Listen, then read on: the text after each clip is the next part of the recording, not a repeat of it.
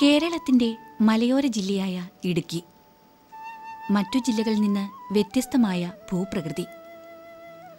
ഗ്രാമീണ സമ്പദ്ഘടനയുടെ ശക്തമായ അടിത്തറയാണ് മൃഗസംരക്ഷണ മേഖല. ഏറ്റവും ഒടുവിലത്തെ സ്ഥിതിവിവര കണക്കുകൾ പ്രകാരം മൃഗസംരക്ഷണ മേഖലയിൽ നിന്നുള്ള വിവിധ ഉൽപ്പന്നങ്ങളുടെ വരുമാനം 2075 ലക്ഷം കോടി രൂപയ്ക്ക് തുല്യമായിരുന്നു.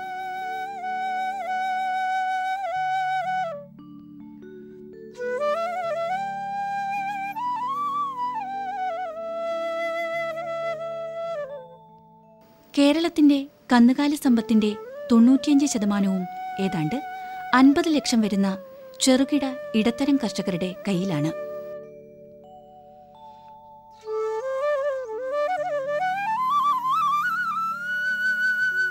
ജോസഫ് മുളയ്ക്കൽ, അലോൺ മാത്യു എന്നിവർ ചേർന്ന് നടത്തുന്ന ഈ ഡയറി ഫാമിൽ 25 പശുക്കളുണ്ട്. കാലിത്തൊഴുത്ത് നിർമ്മാണം, നല്ലയിനം പശുക്കളെ തിരഞ്ഞെടുക്കൽ, അവയുടെ പരിപാലനം എന്നിവയെല്ലാം ഇവർ നേരിട്ട് നോക്കിവരുന്നു. ശാസ്ത്രീയമായി കാലിത്തൊഴുത്ത് നിർമ്മിക്കാനും ശ്രദ്ധിച്ചിട്ടുണ്ട്.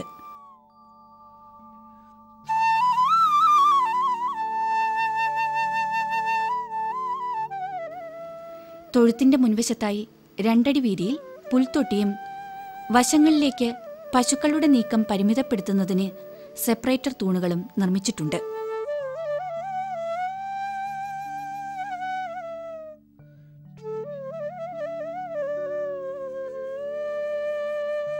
തീറ്റ പ്രധാനമായി പച്ചപ്പുല്ലും വൈക്കോലുമാണ് നൽകുന്നത്.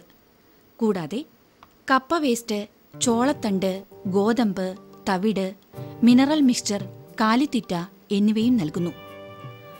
വലിപ്പവും കറവയും കൂടിയ പശുക്കൾക്ക് 2 നേരവും കൂടി 10 കിലോഗ്രാം തീറ്റ കൊടുക്കും.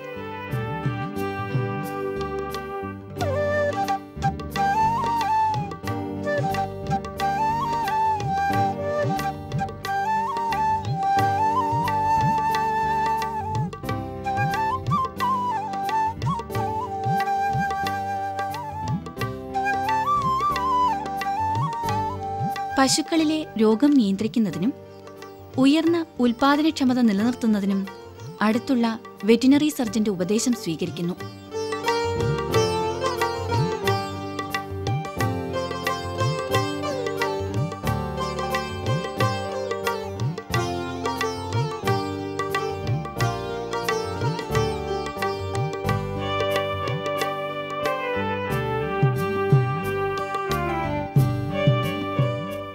രണ്ടു നേരവും പശുക്കളെ കറക്കും.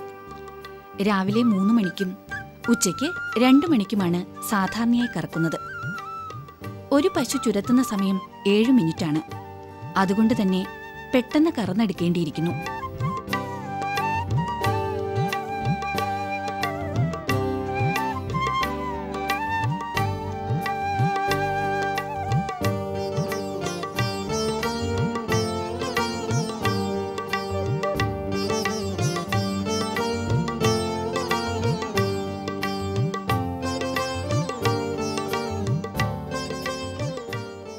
ഇവിടെ ഡി ലാവ്ലൻ എന്ന കറവയന്ത്രം ഉപയോഗിച്ചാണ് കറക്കുന്നത്. 300 ലിറ്ററിൽ കൂടുതൽ പാൽ ദിവസവും ലഭിക്കും. ഇത്രയധികം പാലിന് മാർക്കറ്റ് കണ്ടെത്തുക വളരെ വിഷമമായിരുന്നു. 60-70 ലിറ്റർ പാൽ പ്രാദേശികമായി വിപണനം നടത്തും. ബാക്കി വരുന്നവ ഐസ്ക്രീം ഉൽപ്പാദിപ്പിക്കുന്നതിന് ഉപയോഗിക്കും. അതിനായി സ്വന്തം ഐസ്ക്രീം പ്ലാന്റും നിർമ്മിച്ചിട്ടുണ്ട്. ഐസ്ക്രീമിന് ആവശ്യം കുറയുന്ന മഴക്കാലത്ത് പാൽ സൊസൈറ്റിക്ക് നൽകുന്നു.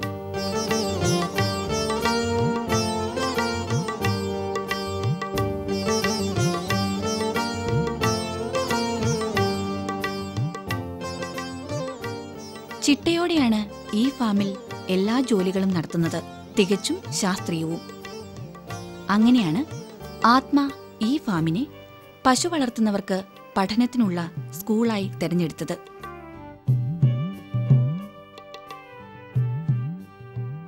ആത്മ അഥവാ അഗ്രികൾച്ചർ ടെക്നോളജി മാനേജ്മെന്റ് ഏജൻസി കൃഷി അനുബന്ധ മേഖലയിലെ വിജ്ഞാന വ്യാപനത്തിന്റെ ജില്ലാതല ഏജൻസിയാണ്.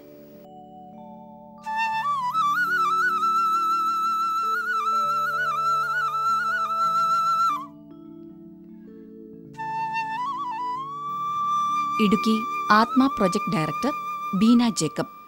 ചെയ്തു പഠിക്കുക, കണ്ടു വിശ്വസിക്കുക എന്ന തത്വം ആസ്പദമാക്കിയാണ് നമ്മൾ ഫാം സ്കൂള് പ്രവർത്തിക്കുന്നത്. അതുപോലെ തന്നെ കർഷകരിൽ കൂടി കർഷകരിലേക്ക് അറിവ് പകരുക എന്നുള്ളതും ഇതുകൊണ്ട് ഉദ്ദേശിക്കുന്നു. അപ്പോൾ ഫാം സ്കൂൾ എന്ന് പറയുന്നത് ആത്മ പദ്ധതിയുടെ ഏറ്റവും പ്രധാനപ്പെട്ട ഒരു പരിപാടിയാണ്. ആ അടിസ്ഥാനത്തിൽ നമ്മൾ മൃഗസംരക്ഷണ മേഖലയിലെ എല്ലാ പ്രവർത്തനങ്ങളും പഠിക്കാമെന്നുള്ള ഒരു വിശ്വാസത്തിലാണ് നമ്മൾ ഈ ഫാം സ്കൂൾ തിരഞ്ഞെടുത്തത്. അവിടെ ആ മൃഗസംരക്ഷണത്തിൻ്റെ തുടക്കം തുടങ്ങി മാർക്കറ്റിംഗ് വരെ എങ്ങനെയാണ് സാധിക്കുക എന്നുള്ളത് നമുക്ക് മറ്റുള്ള കർഷകർക്ക് കാണിച്ചു കൊടുക്കാൻ സാധിക്കുന്നുണ്ട്. അതുപോലെ തന്നെ കർഷകർ ഒരു പ്രവർത്തനം ചെയ്യുമ്പോൾ മറ്റുള്ള കർഷകർക്ക് അത് കൂടുതൽ മാതൃകയായി തീരുകയും ചെയ്യും. ആ ഒരു പ്രവർത്തനമാണ് നമ്മൾ ഫാം സ്കൂൾ കൊണ്ട് ഉദ്ദേശിക്കുന്നത്. അത് വളരെ നല്ല രീതിയിൽ ചെയ്യാനും നമുക്ക് സാധിച്ചു. അരിച്ചെടുത്ത പാൽ ഈ വലിയ ടാങ്കിലേക്ക് ഒഴിക്കുന്നു. ഈ ടാങ്കിൽ ഡബിൾ ബോയിലിങ്ങിലൂടെ പാസ്ചറൈസേഷൻ നടക്കുന്നു. ഈ പാലിൻ്റെ കൂടെ പാൽ ക്രീമും പാൽ പൊടിയും കൂടി ചേർക്കുന്നു. തുടർന്ന് ഹോമോജനൈസേഷൻ നടക്കുന്നു. pH-യിൽ കൂടി കടത്തിവിട്ട് പെട്ടെന്ന് തണുപ്പിക്കും. 4 ഡിഗ്രി സെന്റിഗ്രേഡിൽ എത്തുന്നതുവരെ തണുപ്പിക്കുന്നു. ഈ തണുപ്പിച്ച മിശ്രിതം കേടുകൂടാതെ ഏറെ നാൾ സൂക്ഷിക്കുന്നതിനായി 8 മണിക്കൂർ ഏജിംഗ് വാറ്റ് ചെയ്യുന്നു. അവിടെ നിന്നും മിക്സ് ടാങ്കിലേക്ക്. ഇവിടെയാണ് ഏത് ഫ്ലേവർ വേണോ അത് ചേർക്കുന്നത്. വാനില, സ്ട്രോബെറി, ചോക്ലേറ്റ് തുടങ്ങിയവ ഇതിൽ പെടുന്നു. തുടർന്ന് കണ്ടിന്യൂസ് ഐസ്ക്രീം ഫ്രീസറിൽ എത്തിച്ച് കണ്ടെയ്നറിലേക്ക് പാക്ക് ചെയ്യുന്നു. കണ്ടെയ്നറിന്റെ മുകളിൽ ഡ്രൈ ഫ്രൂട്ട്സ് വിതറി അടച്ച് വീണ്ടും ഫ്രീസറിൽ സൂക്ഷിക്കുന്നു. പാലും പാലുൽപ്പന്നങ്ങളുമല്ലാതെ വേറെ ഒന്നും ഇതിൽ ചേർക്കുന്നില്ല. ആവശ്യാനുസരണം സ്വന്തം വാഹനത്തിൽ കടകളിൽ വിതരണം ചെയ്യുന്നു. സ്വന്തമായും വാഹനത്തിൽ കച്ചവടം നടത്തുന്നുണ്ട്. തൊടുപുഴയിലും പരിസര പ്രദേശങ്ങളിലും വിതരണം ചെയ്യാൻ തന്നെ ഈ ഐസ്ക്രീം തികയുന്നില്ല. അത്രയ്ക്ക് ആവശ്യക്കാരാണ് ഈ മിൽക്കി വൈറ്റ് ഐസ്ക്രീമിനുള്ളത്. ഫാമിൽ നിന്ന് കളക്ട് ചെയ്ത് കൊണ്ടുവരുന്ന പാല് ആദ്യമായിട്ട് പാസ്ചറൈസർ എന്ന് പറയുന്ന ആദ്യം കാണുന്ന മെഷീനിൽ ഒഴിച്ച് ചൂടാക്കുന്നു. അത് ഡബിൾ ബോയിലിംഗ് മെഷീനാണ്. അതിനുശേഷം അടുത്ത ഹോമോജനൈസർ എന്ന് പറയുന്ന മെഷീനിലേക്ക് അത് കടന്നു വരും. അതിൽ നന്നായിട്ട് പാല് അടിച്ചെടുത്തതിന് ശേഷം ഈ pH എന്ന് പറയുന്ന ഈ മെഷീനിലൂടെ സഡനായിട്ടത് തണുത്ത് +4 ഡിഗ്രി ടെമ്പറേച്ചറിൽ ഈ ഏജിംഗ് വാറ്റ് എന്ന് പറയുന്ന മെഷീനിലേക്ക് മിക്സ് മൊത്തമായിട്ട് പോരും. അതിനുശേഷം ഒരു 8 മണിക്കൂറോളം ഈ ഏജ് വാറ്റ് എന്ന് പറയുന്ന മെഷീനിൽ കറങ്ങിയതിന് ശേഷം ഐസ്ക്രീം ഉണ്ടാക്കാനായിട്ട് നമ്മൾ മിക്സ് ഈ അടുത്ത മിക്സർ മെഷീനിലേക്ക് ഒഴിക്കുകയാണ് ചെയ്യുന്നത്. മിക്സറിൽ നമ്മൾ ആവശ്യമുള്ള ഫ്ലേവർ ചേർത്ത് വാനില, സ്ട്രോബെറി അങ്ങനെ പല ഫ്ലേവറുകളാക്കി അടുത്ത കണ്ടിന്യൂസ് ഫ്രീസർ എന്ന് പറയുന്ന ഐസ്ക്രീം ഉണ്ടാക്കുന്ന മെഷീനിലേക്ക് ഇത് കടന്നു ചെന്ന് അവിടെ നിന്ന് ഐസ്ക്രീമായി നമ്മൾ പാക്ക് ചെയ്ത് വെളിയിലേക്ക് ഓരോ ഐറ്റമായിട്ട് വെളിയിലേക്ക് വിടുന്നു.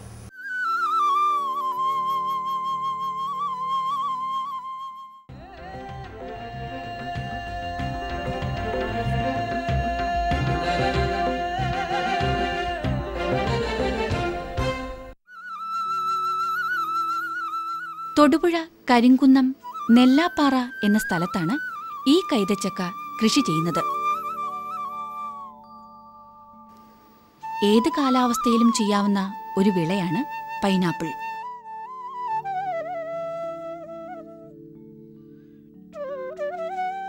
കണ്ണാര എന്ന ഇനമാണ് കൂടുതലായി കൃഷി ചെയ്യുന്നത്.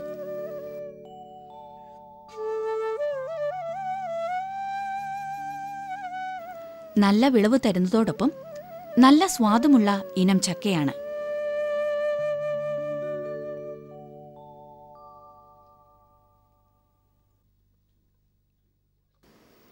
ജാം നിർമ്മിക്കുവാൻ ഈ ഇനം കൈതച്ചക്കകളാണ് കൂടുതലും ഉപയോഗിക്കുന്നത്.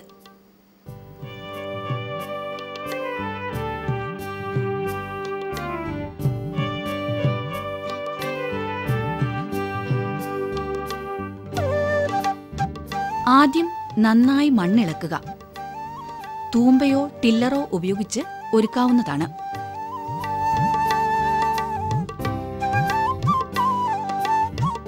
സ്വന്തമായി സ്ഥലമുള്ളവർക്ക് അവിടെ തന്നെ കൃഷി ചെയ്യാവുന്നതാണ്.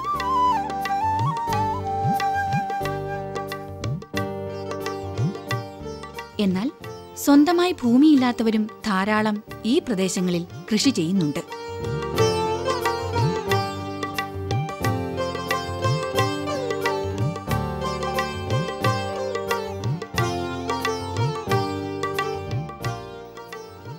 ഒരു പ്രാവശ്യം പൈനാപ്പിൾ കൃഷി ചെയ്യാനായി 40 മാസം വേണം. ഈ കാലയളവിലേക്ക് ഭൂമി പാട്ടത്തിനെടുക്കുന്നു.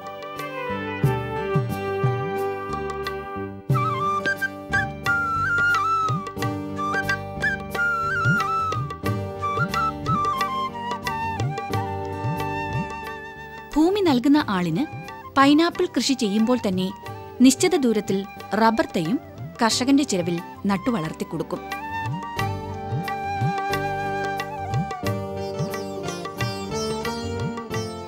ഏതാണ്ട് 3.5 വർഷം കൊണ്ട് ഒരു പൈനാപ്പിൾ കൃഷി മതിയാക്കി ഭൂമി തിരിച്ചു നൽകുമ്പോൾ ഭൂവുടമയ്ക്ക് 3.5 വർഷം പ്രായമായ റബ്ബർ മരങ്ങളും കൂടി ലഭിക്കുന്നു.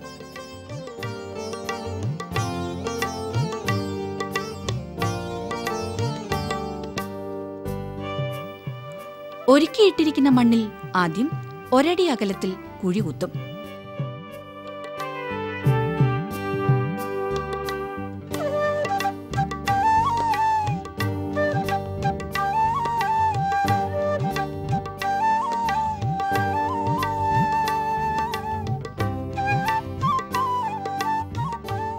ഈ കുഴിയിൽ കാനി നട്ട് ജൈവവളമിടുന്നു.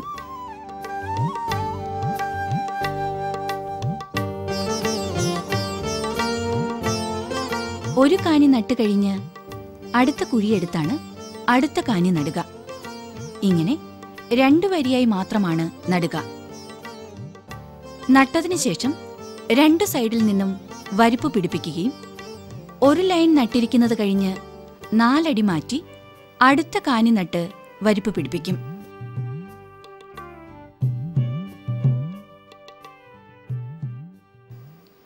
ഈ 2 ലൈനും തമ്മിൽ 4 അടി അകലമുണ്ടായിരിക്കണം.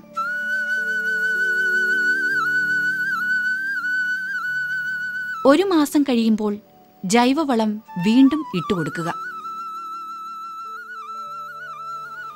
ഏതു സമയത്തും ചെയ്യാവുന്ന കൃഷിയാണെങ്കിലും കാലം തെറ്റിയ വലിയ വരൾച്ച വന്നാൽ സ്പ്രിംഗ്ലർ ഉപയോഗിച്ച് നനച്ചു കൊടുക്കുന്നത് നന്നായിരിക്കും.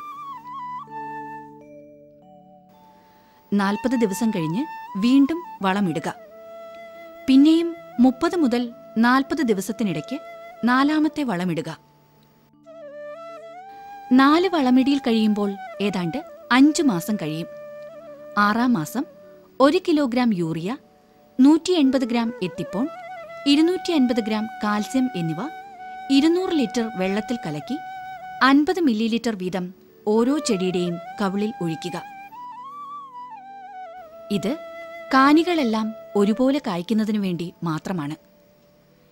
ഈ മിശ്രിതമൊഴിച്ച് വീണ്ടും 70 ദിവസം കഴിഞ്ഞ് ഒരു വളം കൂടി ഇടണം. മിശ്രിതമൊഴിച്ച് 120 ദിവസം കഴിയുമ്പോൾ പൈനാപ്പിൾ മുറിച്ചെടുക്കാൻ സാധിക്കും.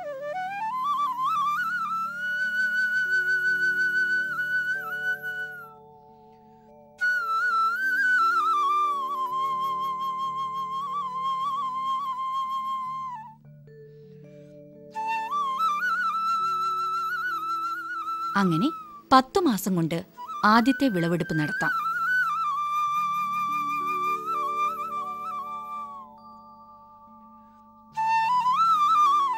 ഒരേക്കർ സ്ഥലത്തിൽ 8000 കാനി വെക്കാം. 75,000 രൂപ മുടക്ക് വരും. 40 മാസം കൊണ്ട് 5 വിളവെടുക്കാം. 7 ലക്ഷം രൂപ ലാഭം കിട്ടും. സാധനം വാങ്ങിക്കാൻ കച്ചവടക്കാർ ഇവിടെ വരും. സാധാരണയായി ഒരേക്കറിൽ 8000 കാനികളാണ് നടുന്നത്. നടുന്നതിനും 5 പ്രാവശ്യത്തെ വളമിടിയലിനും മിശ്രിതമൊഴിക്കലിനും എല്ലാം കൂടി 40 മുതൽ 45 വരെ തൊഴിലാളികളുടെ സേവനം ആവശ്യമായി വരും. ഒരു ചെടിക്ക് 5 പ്രാവശ്യത്തെ വളത്തിനും കൂടി ഉദ്ദേശം 3 രൂപ ചിലവാകും. സാധാരണഗതിയിൽ ഒരു പൈനാപ്പിൾ 2 മുതൽ 3 കിലോഗ്രാം വരെ തൂക്കമുണ്ടാകും. കാക്ക കൊത്തിപ്പോകുന്നതും കൂനനായി പോകുന്നതുമൊക്കെ മാറ്റിയാൽ ശരാശരി 1.5 കിലോഗ്രാം തൂക്കം കണക്കാക്കിയാലും 12,000 കിലോഗ്രാം പൈനാപ്പിൾ 1 ഏക്കറിൽ നിന്ന് ആദ്യത്തെ വിളവായി ലഭിക്കും. 1 കിലോഗ്രാമിന് 22 രൂപ ഇന്ന് കർഷകന് ലഭിക്കുന്നു. ആദ്യത്തെ വിളവെടുപ്പ് കഴിഞ്ഞ് അതേ ചെടിയിൽ നിന്ന് പൊട്ടിവരുന്ന കാനി വളർന്നു വരുന്നു. അതിനും 2 വളം ചെയ്യണം. 4.5 മാസം കഴിഞ്ഞ് മിശ്രിതമൊഴിക്കണം. ഇങ്ങനെ 40 മാസത്തിനിടയ്ക്ക് 5 പ്രാവശ്യം ആദായം കിട്ടും.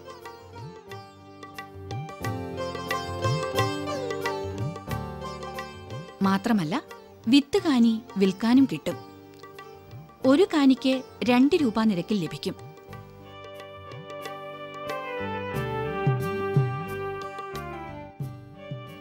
ഈ പൈനാപ്പിൾ കൃഷി 3.5 വർഷം കൊണ്ട് ഒരു പ്രാവശ്യം അവസാനിക്കുമ്പോൾ കുറഞ്ഞത് 4 ലക്ഷം രൂപ വരെ ലാഭം കിട്ടും എന്നാണ് കർഷകൻ പറയുന്നത്.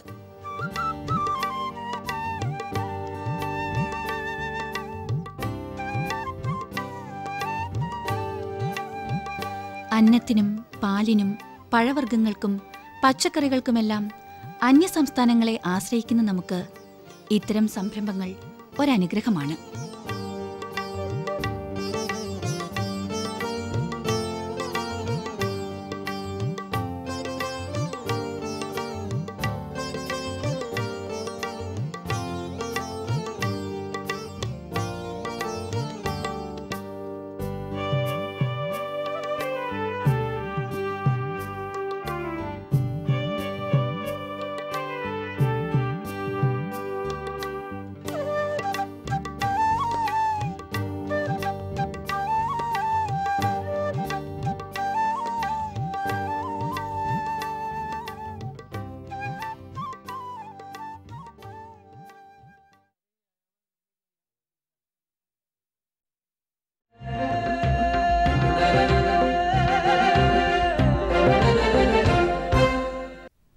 നമസ്കാരം. ദൂരദർശൻ കാർഷിക വാർത്തകളിലേക്ക് സ്വാഗതം. പ്രധാന വാർത്തകൾ.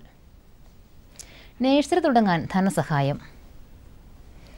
വൃക്ഷസുഗന്ധവിളകൾ വിതരണത്തിന്. റബ്ബർ കപ്പ് തൈകൾ വിൽപ്പനയ്ക്ക്. സംസ്ഥാന ഹോർട്ടിക്കൾച്ചർ മിഷൻ നേഴ്സറി തുടങ്ങാൻ ധനസഹായം നൽകുന്നു. 1 ഹെക്ടർ വരെയുള്ള ചെറുകിട നഴ്സറികൾക്കും 2 മുതൽ 4 വരെയുള്ള മാതൃകാ നഴ്സറികൾക്കുമാണ് ധനസഹായം ലഭിക്കുക. താൽപ്പര്യമുള്ളവർ പ്രോജക്റ്റ് സഹിതമുള്ള അപേക്ഷ ജില്ലാ കൃഷി ഓഫീസറിലോ ഡെപ്യൂട്ടി ഡയറക്ടർ മുഖേന സംസ്ഥാന ഹോർട്ടിക്കൾച്ചർ മിഷന് നൽകണം. വിശദവിവരങ്ങൾക്ക് ബന്ധപ്പെടേണ്ട ഫോൺ നമ്പർ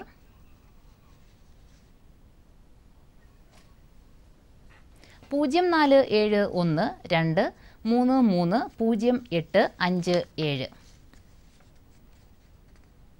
ചെറുമാവുകൾക്ക് ബാധിക്കുന്ന പ്രധാന കുമിൾ രോഗമാണ് ചില്ലയുണക്കം. കേടുവന്ന ഭാഗത്ത് നിറവ്യത്യാസം കണ്ടാൽ അതിന് താഴെ വെച്ച് കേടുവന്ന കമ്പ് മുറിച്ച് ചുടണം. മുറിപ്പാടിൽ ബോഡോ കുഴമ്പോ കോപ്പർ ഓക്സി ക്ലോറൈഡോ തേക്കണം. കൂടുതൽ വിവരങ്ങൾക്ക് കൃഷിഭവൻ ഓഫീസുമായി ബന്ധപ്പെടേണ്ടതാണ്. ഭാരതീയ സുഗന്ധവിള ഗവേഷണ കേന്ദ്രം പുറത്തിറക്കിയ വൃക്ഷ സുഗന്ധവിള ഇനങ്ങളുടെ നടീൽ വസ്തുക്കൾ പെരുവണ്ണാമൂഴി ഫാമിൽ ലഭ്യമാണ്. താൽപ്പര്യമുള്ളവർ മുൻകൂട്ടി ബുക്ക് ചെയ്യേണ്ടതാണ്. കൂടുതൽ വിവരങ്ങൾക്ക് ബന്ധപ്പെടേണ്ട phone number 049626622372 0496224931. Mobile number 9495339179. Ernakulam ജില്ലാ കൃഷിവിജ്ഞാന കേന്ദ്രം ശുദ്ധജല കാർപ്പ് മത്സ്യങ്ങളുടെ പ്രജനനവും വിത്തുൽപാദനവും എന്ന വിഷയത്തിൽ ഈ മാസം 30-ന് ശില്പശാല സംഘടിപ്പിക്കുന്നു. കോതമംഗലം മലയിൻകീഴ് സംസ്കാര ഓഡിറ്റോറിയത്തിൽ രാവിലെ 10-ന് ശില്പശാല ആരംഭിക്കും. ഇതിലേക്ക് രജിസ്റ്റർ ചെയ്യാനുള്ള തീയതി ഈ മാസം 29 വരെ നീട്ടിയിട്ടുണ്ട്. കൂടുതൽ വിവരങ്ങൾക്ക് ബന്ധപ്പെടാവുന്ന ഫോൺ നമ്പർ 9447993980. ക്ഷീരവികസന വകുപ്പിന്റെ പദ്ധതി പ്രകാരം ക്ഷീരസംഘങ്ങളിൽ പാലളക്കുന്ന ഓരോ ലിറ്റർ പാലിനും 1 രൂപ നിരക്കിൽ ധനസഹായം നൽകും. ക്ഷീര കർഷകർ പൂരിപ്പിച്ച അപേക്ഷയും അനുബന്ധ രേഖകളും ഈ മാസം 30-ന് മുമ്പ് സമർപ്പിക്കണം. കൂടുതൽ വിവരങ്ങൾക്ക് അടുത്തുള്ള ക്ഷീരസംഘവുമായോ ക്ഷീരവികസന ഓഫീസുമായോ ബന്ധപ്പെടുക. പരമ്പരാഗത ചെമ്മീൻ കൃഷിക്ക് പകരം പൊക്കാളി പാടങ്ങളിൽ കൂടകളിലുള്ള അതിസാന്ദ്രത മത്സ്യകൃഷി നടത്തി പൊക്കാളി കൃഷിരീതി പുനരുജ്ജീവിപ്പിക്കാനുള്ള ശ്രമങ്ങൾ കേന്ദ്ര സമുദ്ര ഗവേഷണ സ്ഥാപനത്തിന്റെ എറണാകുളം ജില്ലാ കൃഷി വിജ്ഞാന കേന്ദ്രം നടത്തിവരുന്നു. ഈ പരിപാടിയെക്കുറിച്ച് കൂടുതൽ അറിയാൻ വിളിക്കാവുന്ന ഫോൺ നമ്പർ 9447993980. റബ്ബർ ബോർഡിന്റെ കരിക്കാട്ടൂരുള്ള കേന്ദ്ര നഴ്സറിയിൽ റബ്ബർ കപ്പുതൈകൾ വിതരണം ചെയ്യുന്നു. ശാസ്ത്രീയമായി തയ്യാറാക്കിയ RRII 105 ഇനത്തിൽപ്പെട്ട കപ്പുതൈ ഒന്നിന് 65 രൂപയാണ് വില. കപ്പുകൾ നഴ്സറിയിൽ തിരികെ ഏൽപ്പിച്ചാൽ കപ്പൊന്നിന് 9 രൂപ തിരികെ ലഭിക്കും. ആവശ്യമുള്ള കർഷകർ റബ്ബർ ബോർഡിന്റെ കോട്ടയം, ചങ്ങനാശ്ശേരി, പത്തനംതിട്ട, കാഞ്ഞിരപ്പള്ളി, പാല, ഈരാറ്റുപേട്ട, തൊടുപുഴ, കോതമംഗലം, എറണാകുളം എന്നീ പ്രാദേശിക ഓഫീസുകളിലോ കരിക്കാട്ടൂർ കേന്ദ്ര നഴ്സറിയിലോ റബ്ബർ ബോർഡിന്റെ കോട്ടയത്തുള്ള കേന്ദ്ര ഓഫീസിലോ അപേക്ഷ നൽകണം. ബോർഡിന്റെ എല്ലാ പ്രാദേശിക ഓഫീസുകളിലും അപേക്ഷാ ഫോറം ലഭ്യമാണ്. കൂടാതെ ഇനി പറയുന്ന വെബ്സൈറ്റിലും അപേക്ഷാ ഫോറം ഡൗൺലോഡ് ചെയ്യാവുന്നതാണ്. Website www.rubberboard.org.in. ചെങ്ങന്നൂർ സെൻട്രൽ ഹാച്ചറിയിലെ പൗൾട്രി ട്രെയിനിംഗ് ഇൻസ്റ്റിറ്റ്യൂട്ടിൽ എല്ലാ മാസവും കാട വളർത്തലിൽ ശാസ്ത്രീയ പരിശീലനം നൽകുന്നു. സൗജന്യ പരിശീലന ശേഷം സർട്ടിഫിക്കറ്റും നൽകുന്നതാണ്. കൂടുതൽ വിവരങ്ങൾക്ക് വിളിക്കാവുന്ന ഫോൺ നമ്പർ 047924522277. കമ്പോള നിലവാരം. റബ്ബർ RSS 4 ക്വിൻ്റലിന് 18,450 രൂപ, റബ്ബർ RSS 5 18,150 രൂപ, വെളിച്ചെണ്ണ ക്വിൻ്റലിന് 7,700 രൂപ, കൊപ്ര 5,325 രൂപ, കുരുമുളക് 42,200 രൂപ, ജാതിക്ക തൊണ്ടോട് കൂടിയത് കിലോയ്ക്ക് 275 രൂപ, ജാതിക്ക തൊണ്ടില്ലാതെ കിലോയ്ക്ക് 525 രൂപ. കമ്പോള അവലോകനം. കുരുമുളക് വിപണി കൊച്ചിയിൽ ഗാർബിൾഡ് കുരുമുളക് ക്വിൻ്റലിന് 42,200 രൂപ, അൺഗാർബിൾഡ് കുരുമുളക് 40,200 രൂപ. കുരുമുളക് വിപണി കൽപ്പറ്റയിൽ ചേട്ടൻ കുരുമുളക് ക്വിൻ്റലിന് 40,000 രൂപ, വയനാടൻ കുരുമുളക് 40,500 രൂപ. കൊപ്ര വിപണി കോഴിക്കോട് ക്വിൻ്റലിന് 5,600 രൂപ, തളിപ്പറമ്പ് 5,200 രൂപ, കാസർഗോഡ് 4,400 രൂപ. വെളിച്ചെണ്ണ വിപണി കണ്ണൂർ ക്വിൻ്റലിന് 8,600 രൂപ, കോട്ടയം 8,300 രൂപ, ആലപ്പുഴ 7,700 രൂപ. കാലാവസ്ഥ. കണ്ണൂർ കൂടിയ താപനില 29.8 ഡിഗ്രി സെൽഷ്യസ്, കുറഞ്ഞ താപനില 24.4 degree Celsius. Kozhikode 31.7, 24.4, Kochi 30.6, 24.6, Alappuzha 29.8, 25, Punalur 33.2, 22.5, Thiruvananthapuram 32.5, 24.4 degree Celsius. ഇതോടെ ഇന്നത്തെ കാർഷിക വാർത്തകൾ സമാപിച്ചു.